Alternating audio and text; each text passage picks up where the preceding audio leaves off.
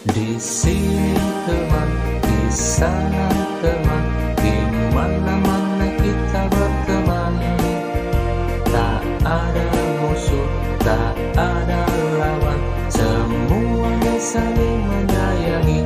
Tidak ejek-ejekan, tidak pukul-pukulan, saling tolong dan sayang dengan teman. Tidak ejek-ejekan, tidak pukul-pukulan, saling tolong dan sayang dengan teman.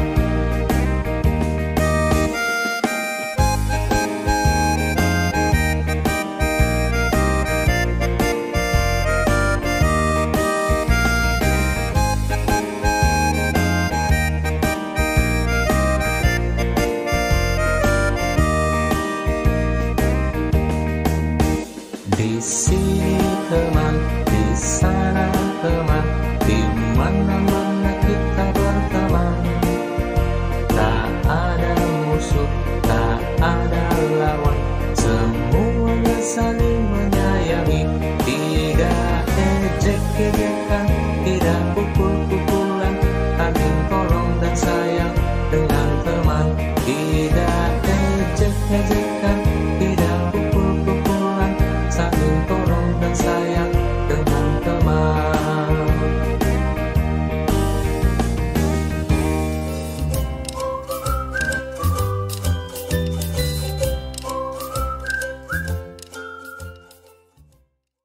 Masih ada keberlanjutan.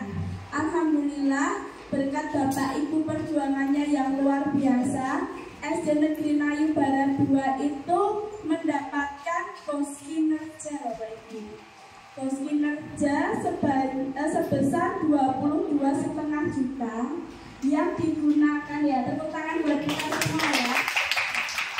Karena berkat kerja keras Bapak Ibu guru, karena rapot pendidikan SD Nayu Barat 2 meningkat, terutama dari pos kinerja itu digunakan untuk beberapa pelatihan Bapak Ibu guru. Bahkan kemarin saya bilang mau beli printer, mau beli komputer, mau beli router biar yang belakang itu bisa internetnya bisa, sama dinas nggak boleh. Bolehnya ke apa? Untuk peningkatan kompetensi guru. Maka beberapa waktu hari Senin itu Bapak Ibu guru selalu belajar itu menggunakan pos kinerja. Dan salah satu pos kinerja juga, maka besok tanggal 4 Oktober, betul ya Bu Ratna ya, hari Rabu. Halo Bu Ratna. Kok November ya? Ya. Halo Bu Ratna. Tanggal 4 November kita akan menghadirkan dari Sidina Community terkait sosialisasi PPPK. Nah, ini jadi kegiatan ini nanti beruntun Bapak Ibu. Dari Sidina Community itu dari Jogja mau ke sini tentang sosialisasi PPPK, baik untuk Bapak Ibu guru, terus untuk orang tuanya tidak hanya tim ini ya, tapi tim ini wajib hadir kalau tidak ada acara. Jadi nanti tim ini hadir selaku PPPK, nanti semua wali murid kelas 1 sampai kelas 6 itu juga hadir. Begitu nih.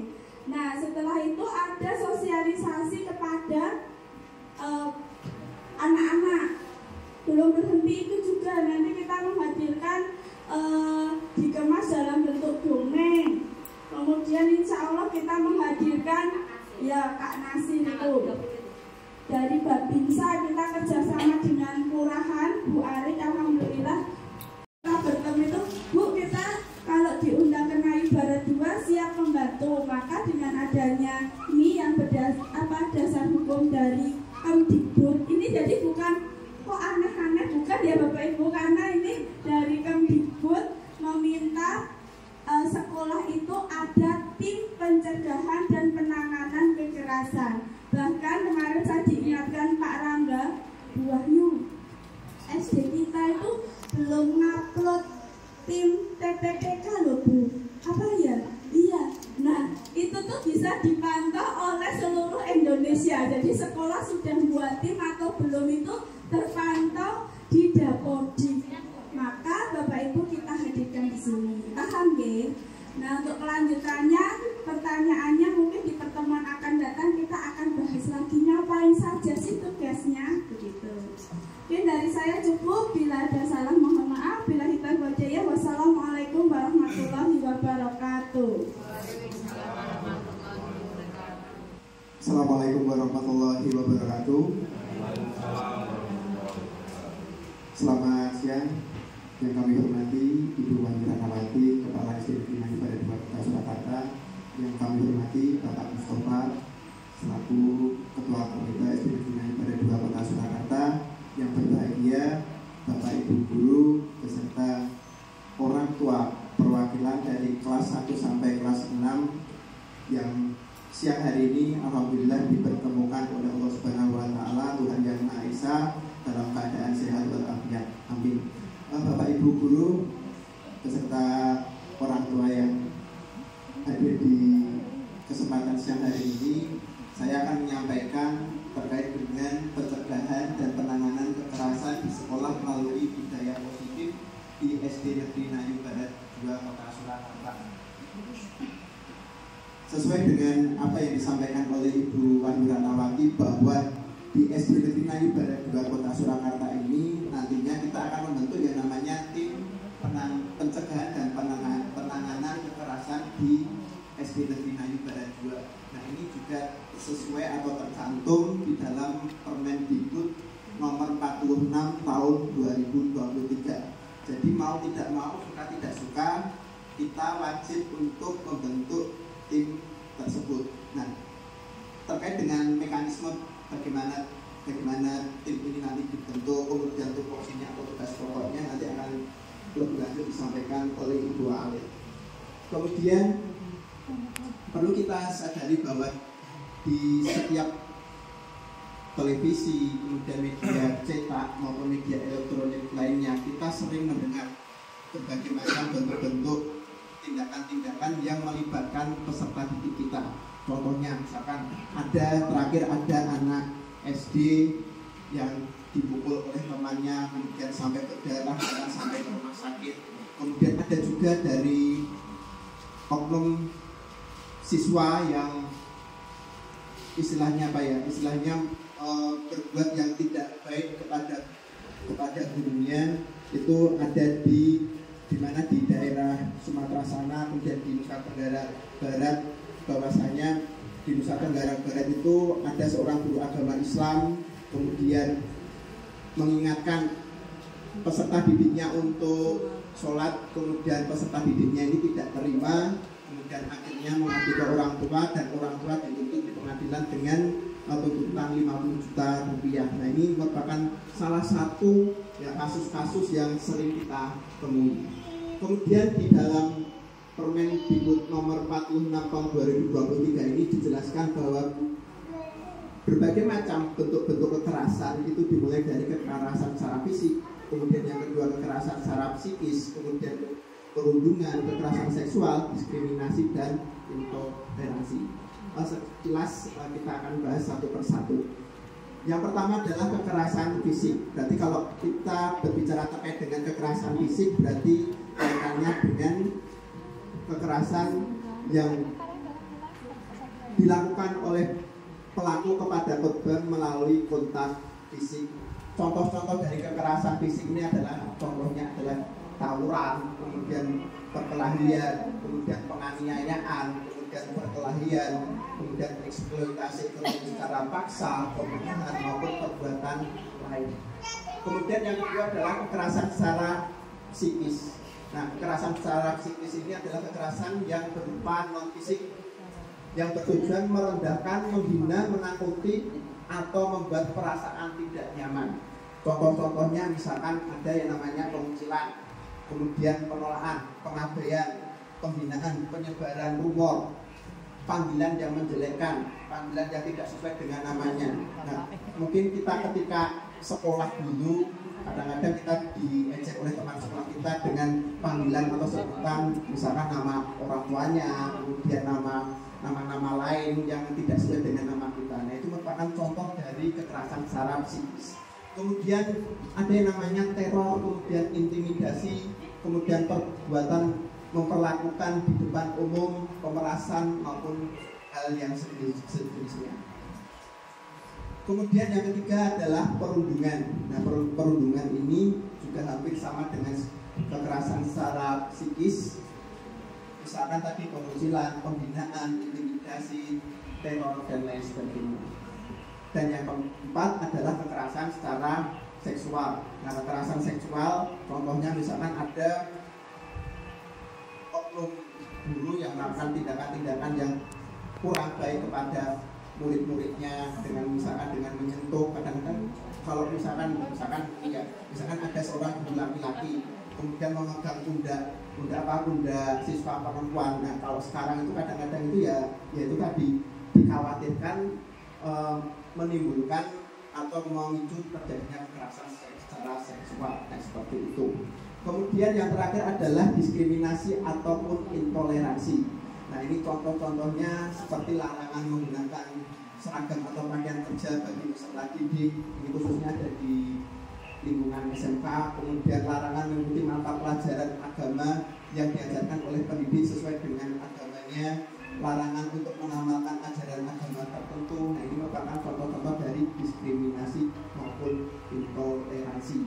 Nah, dari bentuk-bentuk kekerasan tersebut, bagaimana solusinya? Solusinya adalah kita harus melakukan yang namanya budaya positif.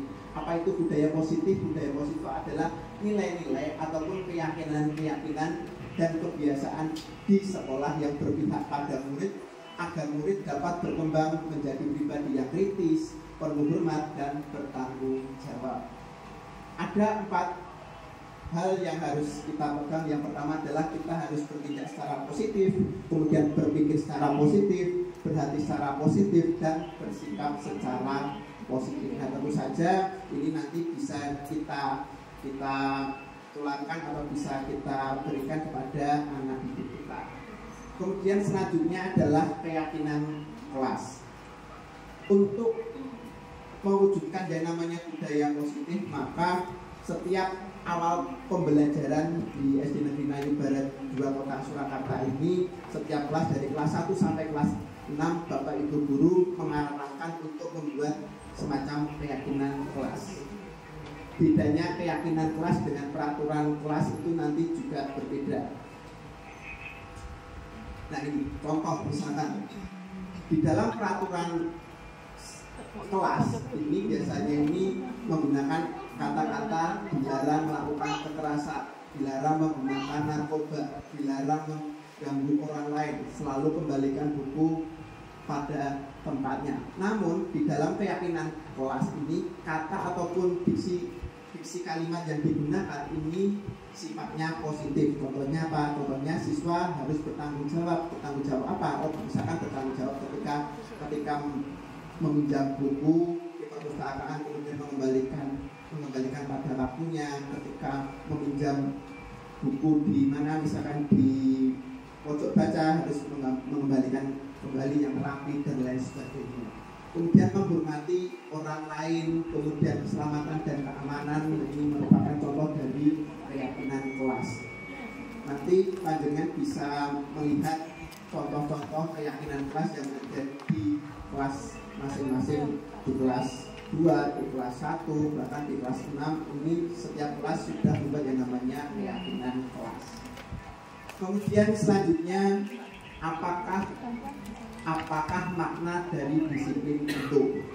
Kalau kita berbicara terkait dengan disiplin ini, seringkali mendengarnya kita merasa ketakutan ataupun merasa was-was. Nah, sebenarnya disiplin ini berasal dari bahasa Latin disiplina yang artinya belajar.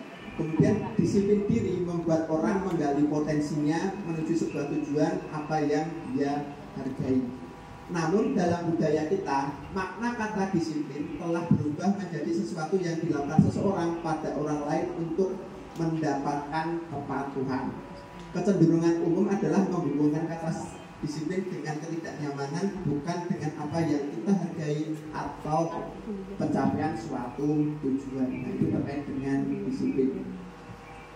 Kemudian secara umum manusia atau siswa kita ini memiliki yang namanya kebutuhan dasar. Nah, kebutuhan dasar manusia ini terbagi menjadi 4. Yang pertama adalah rasa kasih sayang dan rasa diterima. Contoh misalkan putra-putri, salah satu bentuk dari kebutuhan manusia atau kebutuhan siswa kita, rasa kasih sayang dan rasa diterima. Kemudian kesenangan.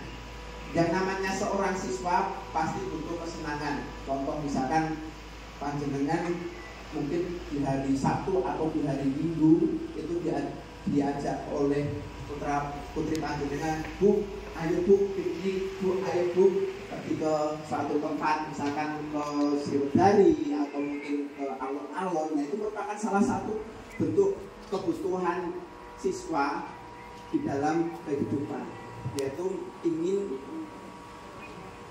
merasa senang. Kemudian penguasaan. Yang namanya seorang manusia, khususnya siswa, pasti di dalam diri siswa itu pasti memiliki yang namanya sifat penguasaan.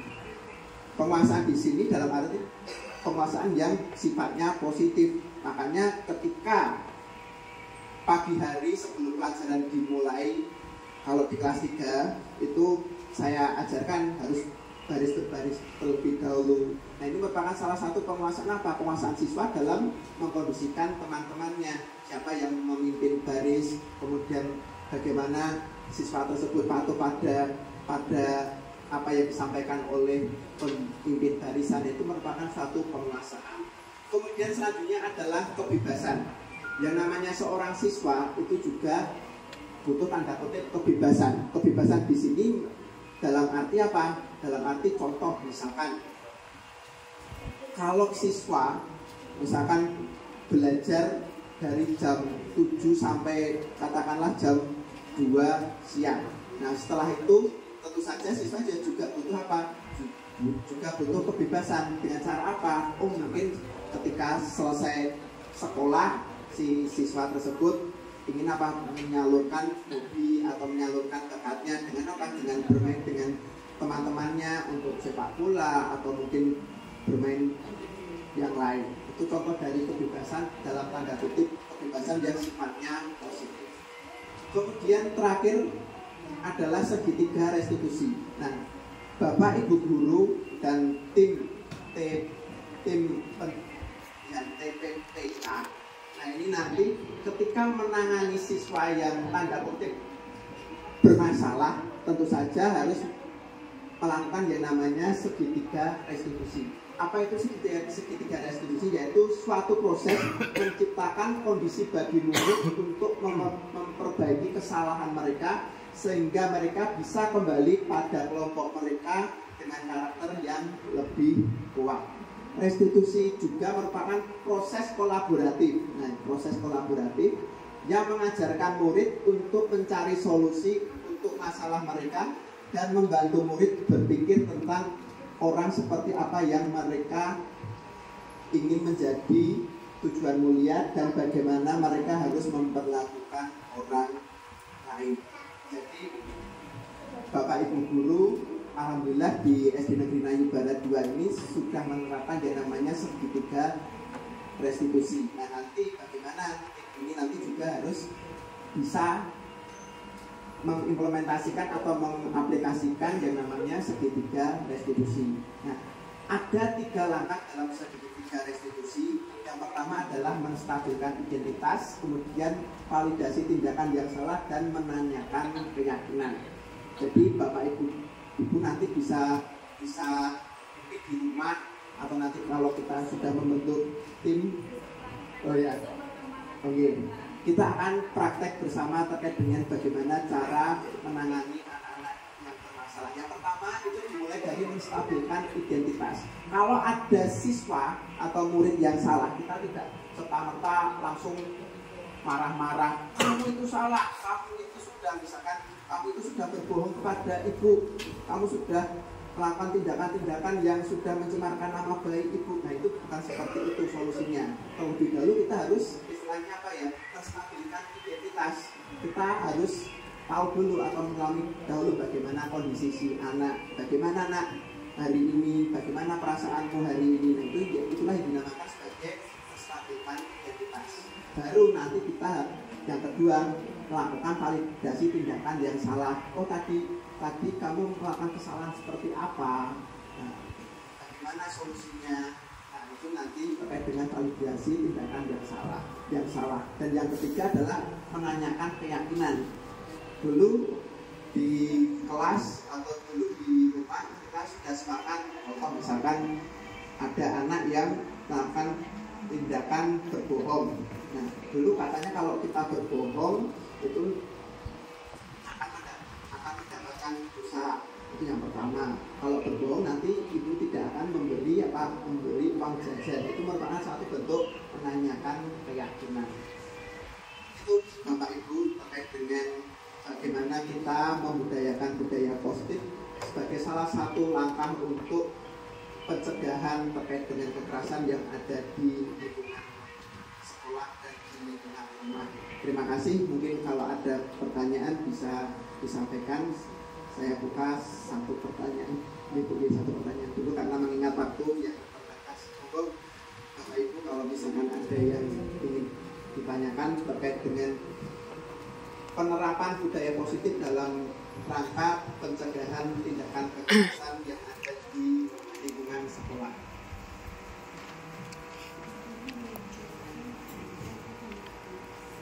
Atau mungkin dari Bapak Ibu dulu terkait dengan implementasi budaya positif terkait dengan TPK itu nanti bisa ditanyakan.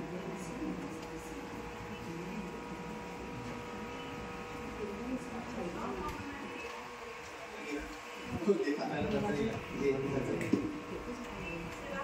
Bapak Ibu untuk bertanya atau sudah jelas semuanya?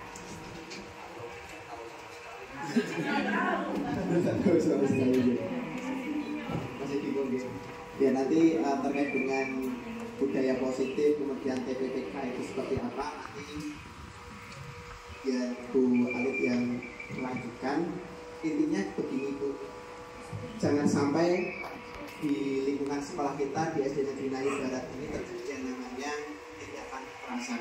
Karena apa? Karena yang namanya tindakan kekerasan ini sangat dilarang sekali. Bahkan dari pemerintah kota Surakarta setempat ini juga sudah mewanti-wanti kalau ada tindakan kekerasan ya harus diselesaikan dengan baik-baik. Seperti itu.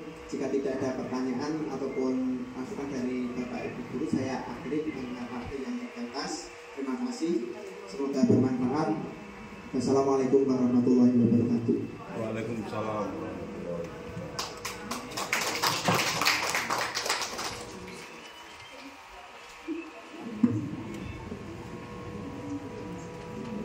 Terima kasih atas waktunya.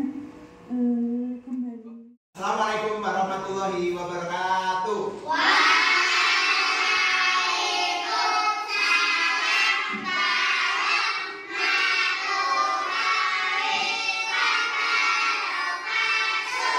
Tapuk satu, tapuk dua, tapuk tiga, tapuk empat, tapuk lima.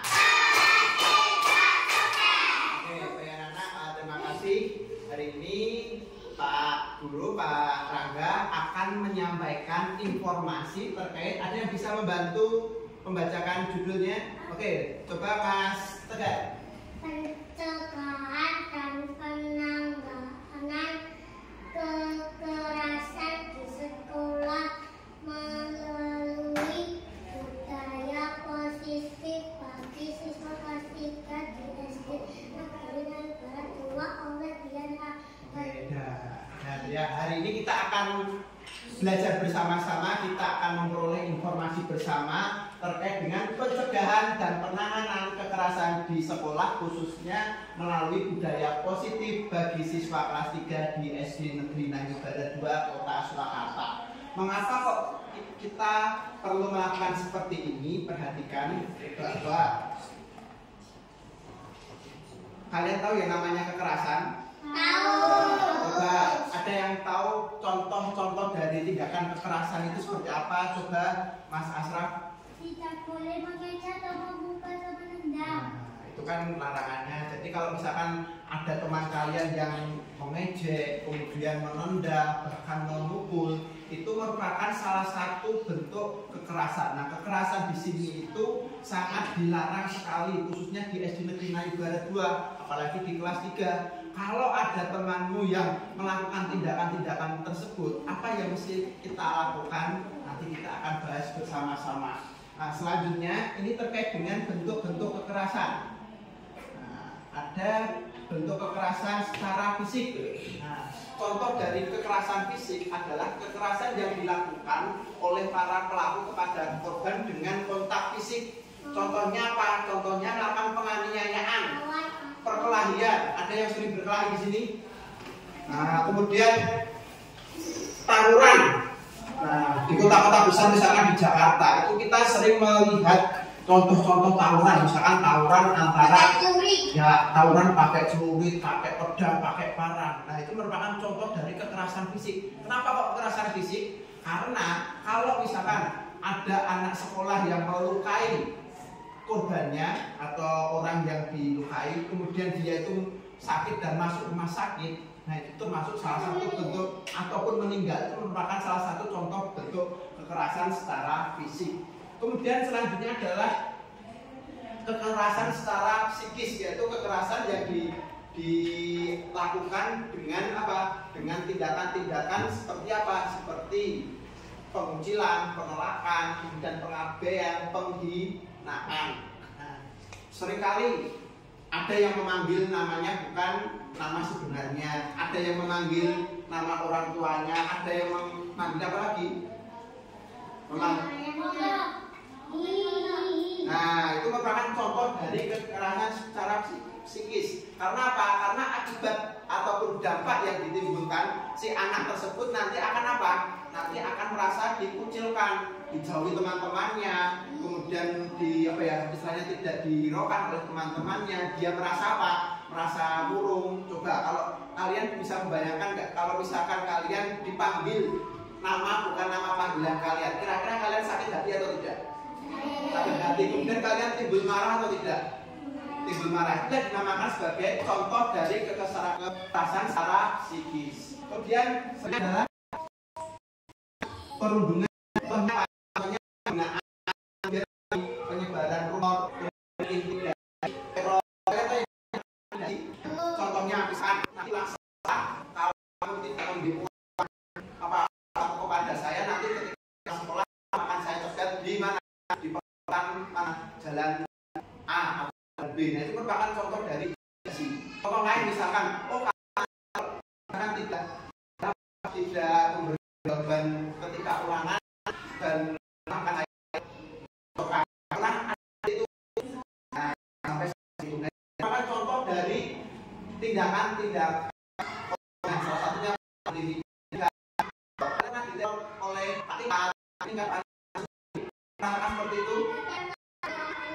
seperti itu tidak boleh makan intimidasi. Kemudian selanjutnya intoleransi itu antara contohnya saat dia orang kaya B anak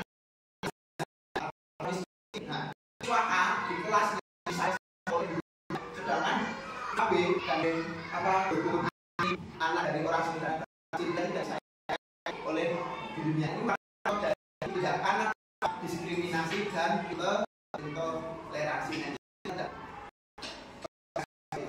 Yang lain membedakan ini beragama, misalkan mas, coba mas, agamanya apa? Islam. Agamanya meskipun berbeda agama, tetapi kemudian kalian saat itu punya itu merupakan salah satu bentuk penanganan. Kemudian diskriminasi misalkan dengan warna kulit. Kalian tahu kulit kalian berwarna apa? Sawo matang, sawo atau coklat-coklatan. Kemudian di samping kalian ada kalian berwarna putih, berwarna hitam. Kamu nggak boleh atau saya ya berbeda dengan tidak boleh nggak? Apa? Itulah yang dinamakan dari bentuk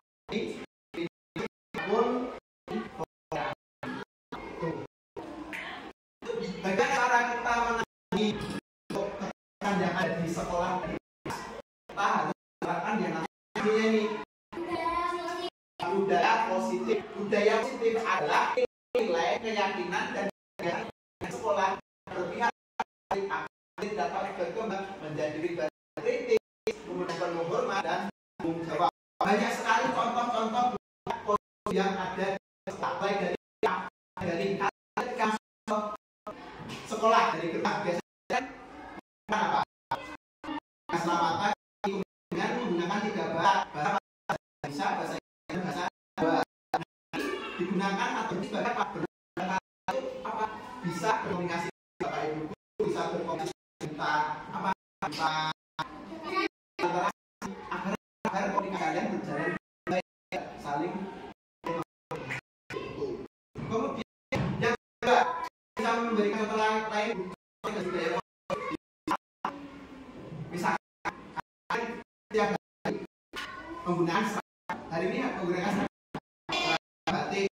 Apa ada hari ini yang menggunakan seragam batik? Tidak ada. Nah, itulah contoh dari budaya bahwa sifat setiap menggunakan merah putih dari menggunakan apa? Baik berfungsi tetap menjaga persatuan antar teman, tidak saling membedakan antara teman yang sederhana. Kemudian kalian sebelum masuk ke kelas, biasanya kalian akan apa? Sebelum pikir apa? Berbaris depan kelas. Kalian mengikuti perintah siapa? Mengikuti perintah atau mengikuti perintah ketua. Itu kan contoh dari yang positif agar kalian tanpa tertib. Kalian masuk kelas tertib atau tidak? Itu contoh dari budaya positif dari kelas.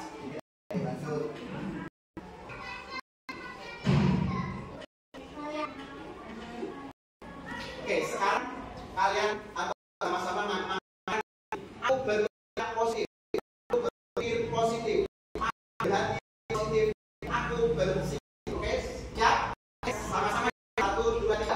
Aku berpikir positif, aku berpikir positif, aku berhati positif, aku bersikap positif. Artinya apa? Artinya ketika dengan pikir berarti bersikap dan kalian bersikap yang positif, bukan bersikap yang negatif. Bersikap positif contohnya yang tidak membawa, tidak makanan, kemudian kalian apa? Atau minum. Dan kalau misalkan ada teman hari ini tidak membawa hasil ataupun alat, kalian pinjami selain kita alat tulis yang double atau alat yang merupakan contoh-contoh sikap positif.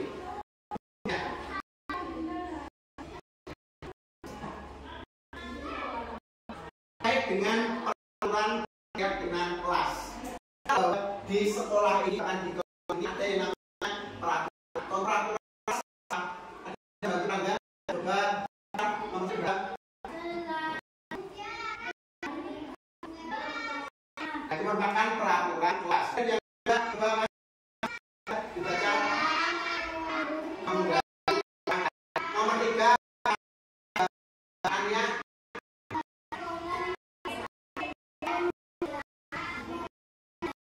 pelajaran di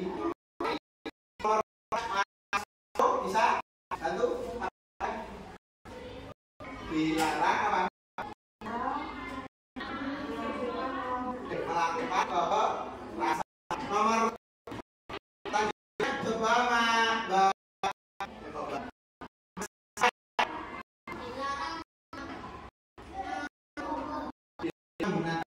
coba cara selanjutnya berganti menunggu bila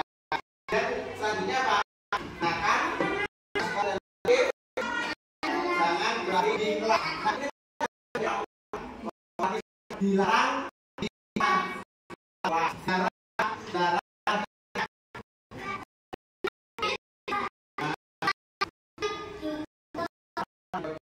yang lain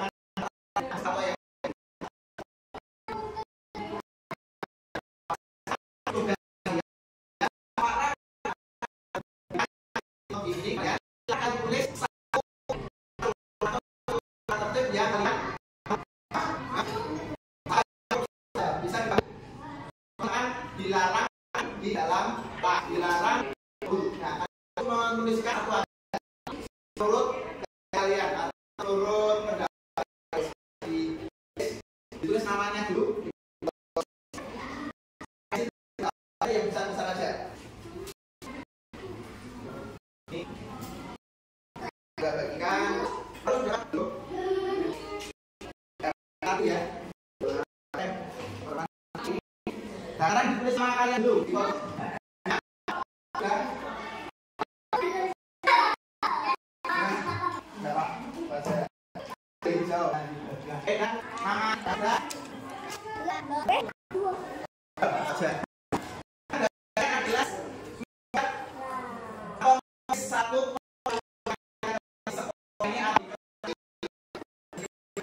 Satu aja.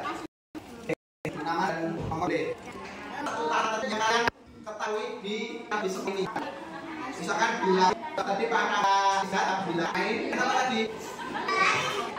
Hari lagi ya.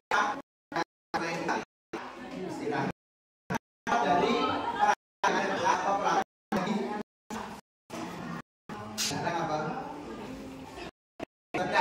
Jika sudah adalah silakan dari sticky yang tulis tadi di papan yang ada di depan. Kalian tekan di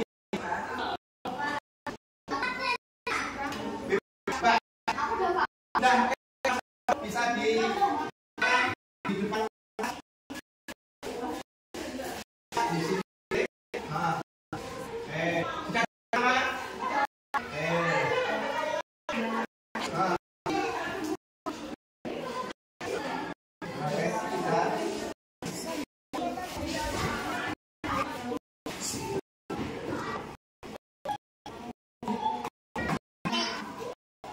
Yang sudah saya silakan.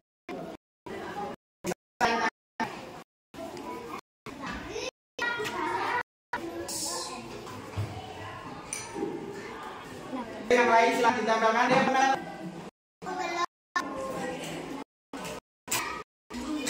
Satu peraturan atau satu tata tertib yang kalian tahu di dalam peraturan sekolah ini.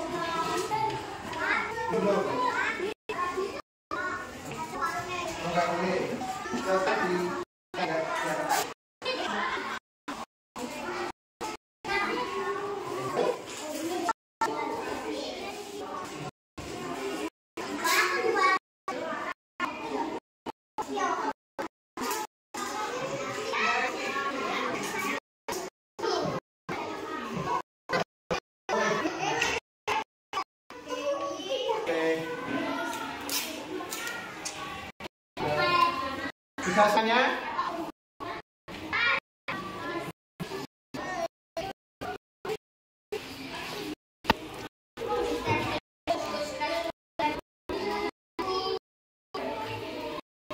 sudah selesai. Sekarang jika sudah selesai, mari kita arahkan Mas Farouk dimulai. Oke, sekarang kalian tulis peraturan yang kalian tahu sekolah ini di kelas. Untuk kalian sekarang adalah dari yang kalian tulis tadi sebuah kelas contoh. Selalu bagikan buku pada tempatnya. Itu memiliki apa?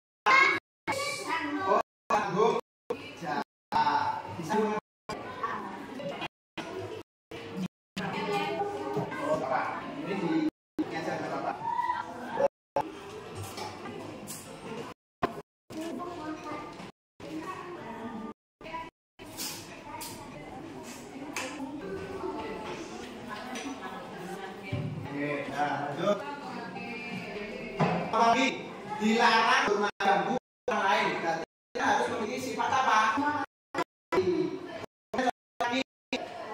Di sekolah 15 menit membantu orang lain, kalian harus berkomitmen. Nah, tugas kalian adalah silakan kalian buat kegiatan koas dan nanti datang.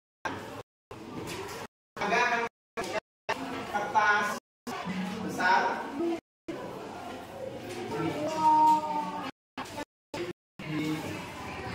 Judulnya keyakinan kelas.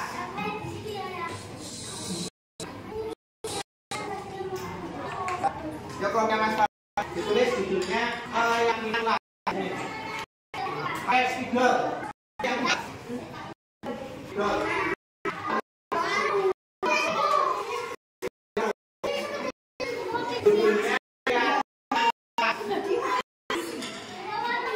gini, cara nulis gini, ini, mana baca,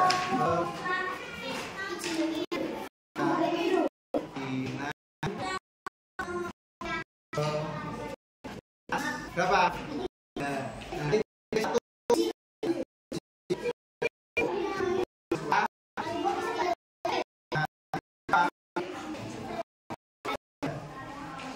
Oh, habis. Siswa tabung jawab kita sesuai yang menjadi peraturan yang kalian dan betulnya habis nah yang besar aja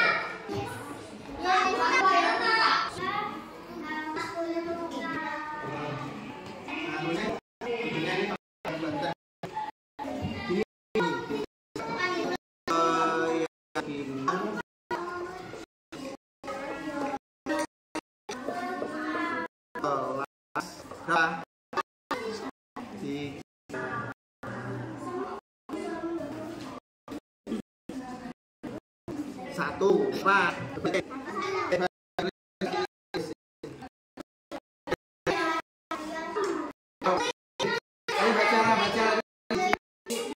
Ini loh, pakai ini, tulis. Tulis mampir dong.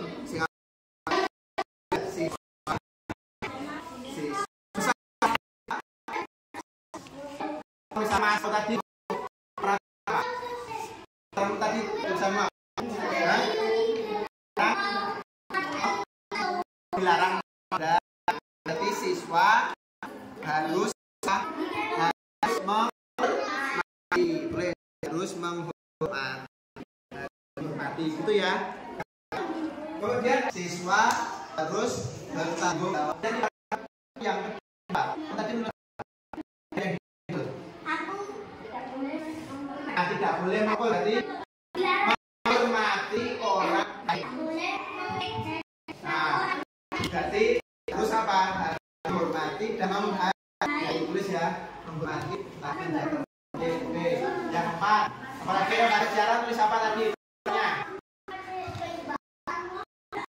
Tadi peraturan.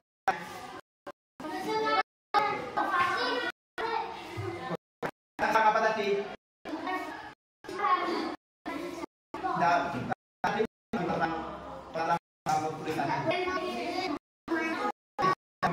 Adalah berarti menjaga tata itu ya.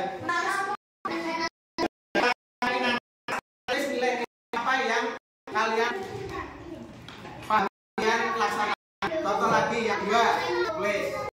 Coba Mas Rafael tadi Pak. Di peraturan kelas yang kamu tadi. Kalau Bapak sama gimana? Nanti kalau kita tidak ada tempat yang nanti kalian oke siswa yang besar